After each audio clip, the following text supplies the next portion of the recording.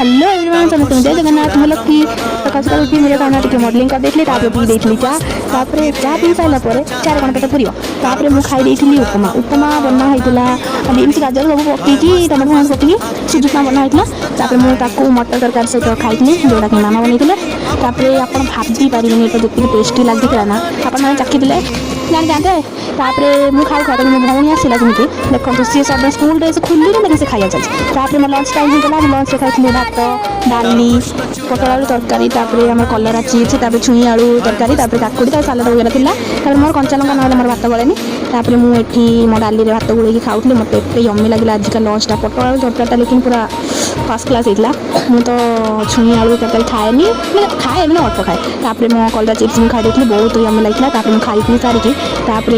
Tuition करने पड़ी तापर आंटी ये बनी फ्राइड पोटाटो तापर मुझे टेस्ट कली मत भल लगे तापर खाई सारापर मुझे पढ़ापढ़ी करदे तापर मुझे आसीगली घर को आसी देखी जे पुणी मामा बनई जो कलरा चिप्स कहती आउ थे बनईदेवाई तापर मुझे टेस्ट कली मत खरा बेले जमी लगी टे बेटर लगे तापर मुझे पुणी आसीगली मो मिरर सामने मॉडलिंग करते मुझे ब्लॉग एंड कर लव यू ऑल बाय।